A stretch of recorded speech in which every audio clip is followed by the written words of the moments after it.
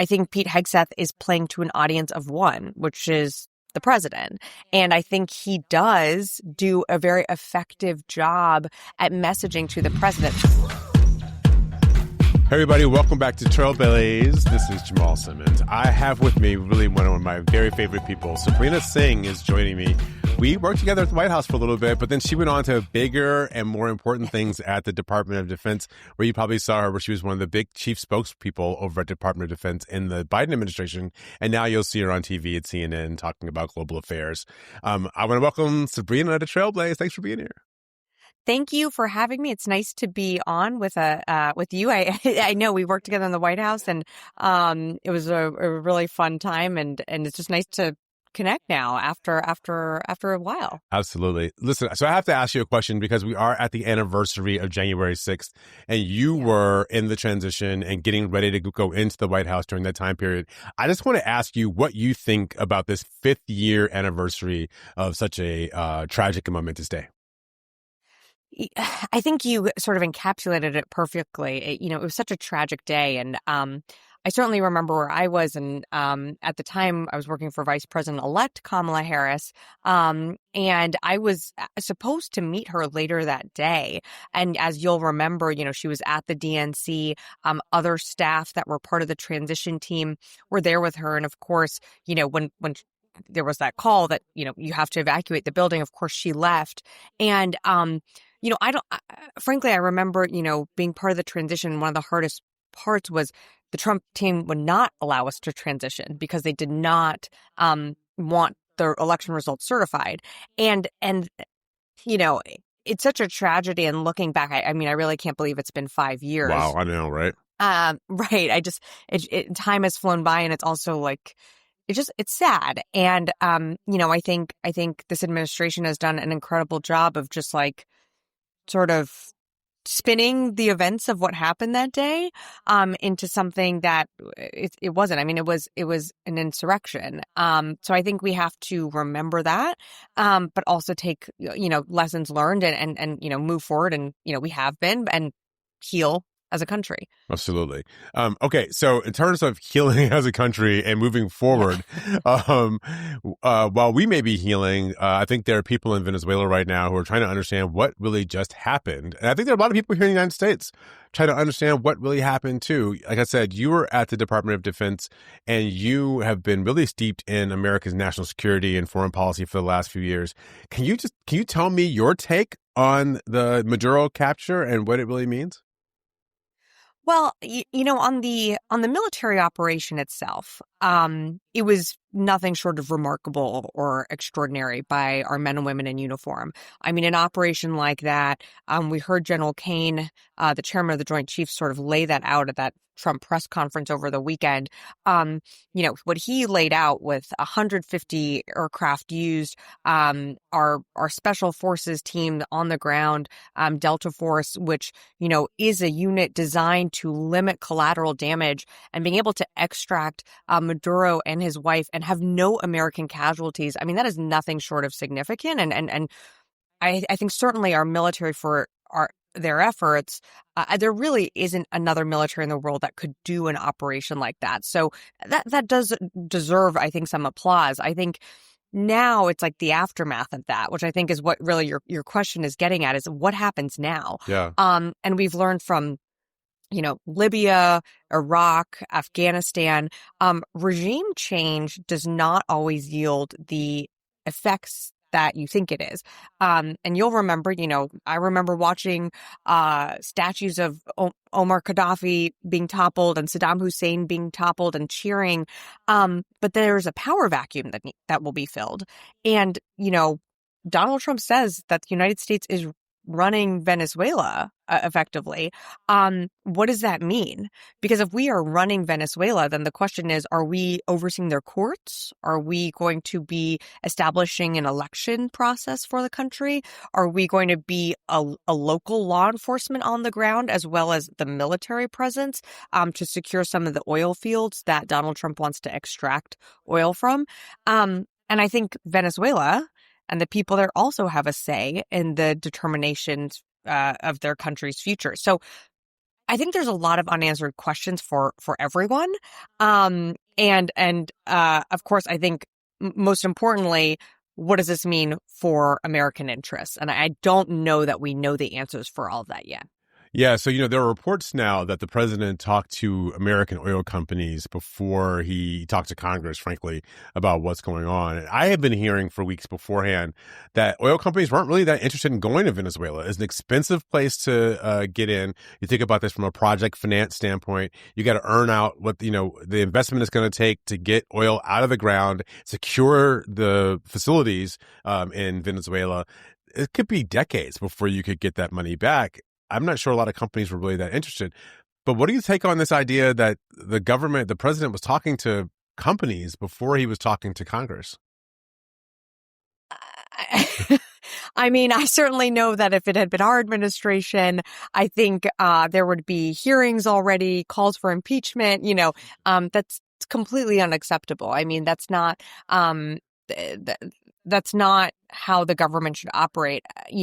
There is the reason for the Gang of Eight that exists in Congress to be briefed on issues like this of absolute national security or any operation that could put our men and women in uniforms' lives at risk. And so I just found it fascinating when Marco Rubio was standing up there and saying, this is not really the type of operation you'd brief Congress on. And I was like, okay, excuse me, good sir, you were a member of the Gang of Eight. If you were still a senator, I think you'd be up in arms if this happened under the Biden administration and we didn't brief you on an operation. And so, that was like shocking to me.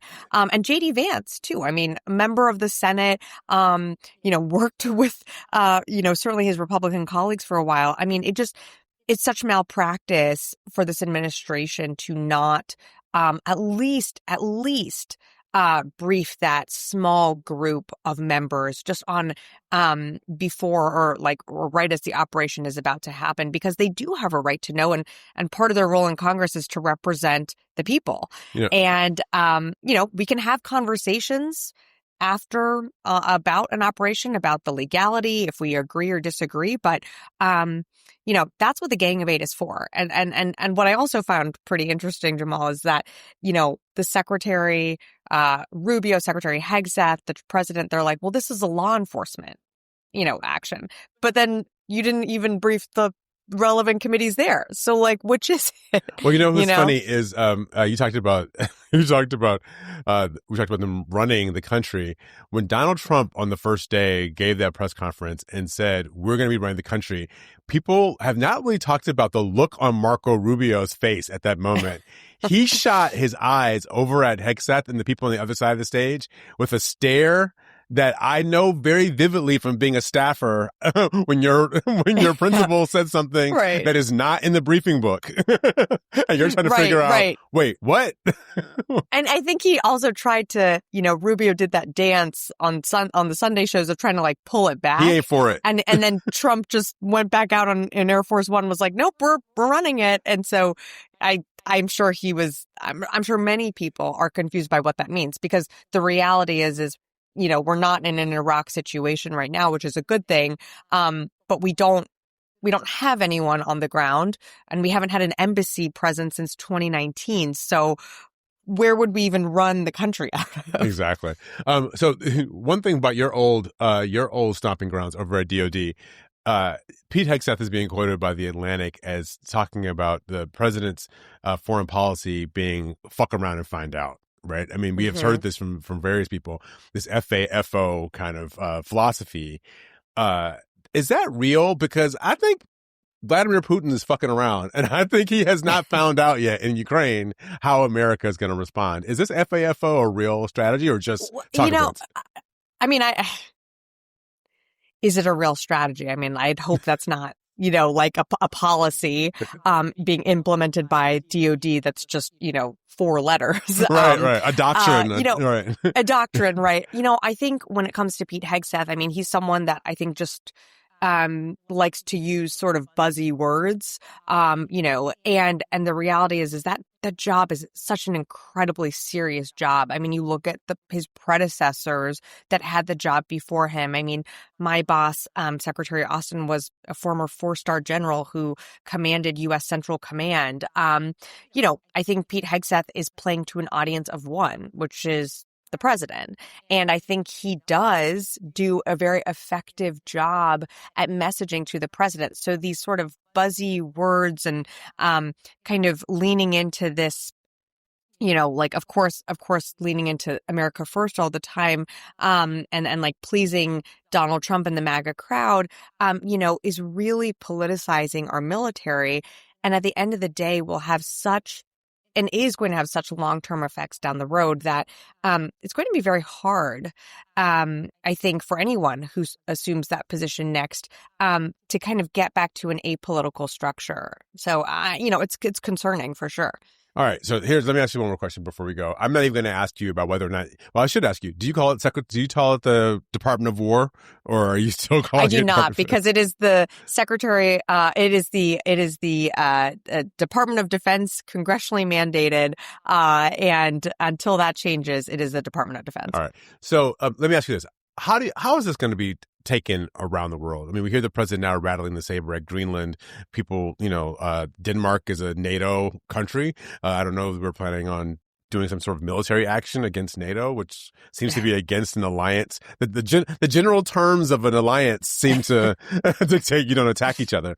But how people are interpreting around the world, America maybe being the unstable actor, at least in the Western Hemisphere, that America maybe is an unstable actor they have to hedge against.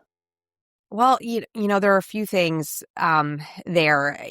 I think our partners and allies around the world for a long time, I mean, since this administration came into office, have questioned if the United States will be there for their alliances. I mean, just going back to what happened with Ukraine and sort of that dust up in the Oval Office to, the Secretary of Defense, Pete Hegseth, even cutting off military intelligence and sharing capabilities with the Ukrainians. I mean, that rattles NATO allies and our partners all around the world, because we should stand for freedom and democracy and the international rules-based order, which is something that, Russia obviously violated in 2022 with the invasion.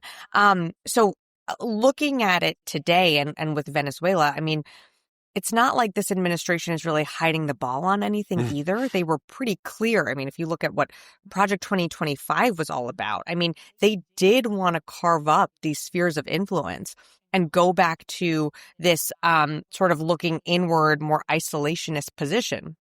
But that's also pulling from a doctrine from decades ago. 1823. The Monroe Doctrine was 1823. Exactly. So the idea that, the international rules-based order changed after World War II. Right. So, I think this administration is trying to focus on this hemisphere and basically stay out of our backyard. But we have adversaries all around the world, including China, who's watching what the administration is doing. And I think it's twofold. I think, one, Russia, China, Iran, North Korea, the military operation in Venezuela, the military operation with Operation Midnight Hammer in Iran. I mean, that shows our military capability, that we do have the best military in the world. But if you're also those countries, you're looking at sort of, what the United States is doing. And we are taking our eye off the ball of China. So China's going to, use this as an opportunity potentially to continue to expand its power, both economically and militarily. Russia could use any justification at this point. I mean, Maduro was not a democratically elected leader, but Zelensky was. Yeah. But if Russia wanted to use some of the talking points coming out of the Maduro operation, I mean, they can. So, I think it kind of sends chills to our allies and partners around the world of, is the United States going to stand next to me if something happens? And the last and final point that I'll make is, the idea that we're going to seize Greenland. I mean, we are talking about a potential conflict with a NATO ally. Yeah. I have no idea why we would do that. That would break one of the greatest defense alliances in history.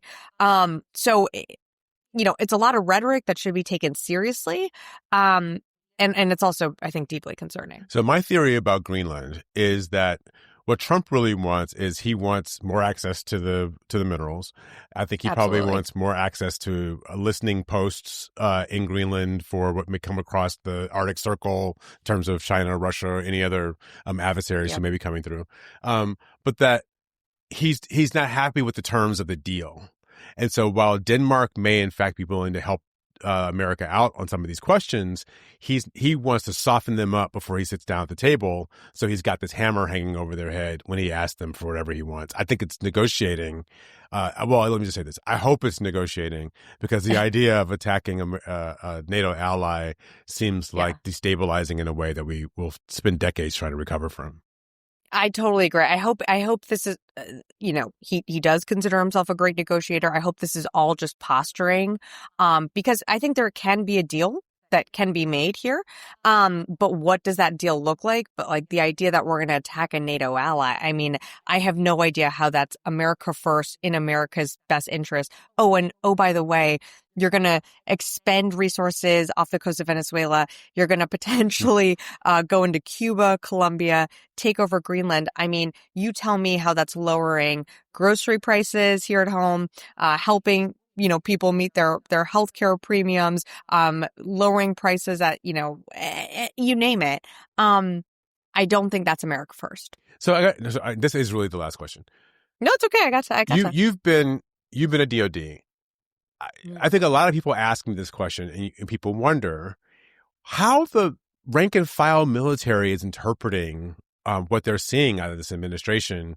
One from a Hegseth who called all these generals and admirals from around the world to lecture them about their slovenliness, to two, the retraction of any of the DEI and diversity initiatives that, 40% or something of the military are people of color in some fashion.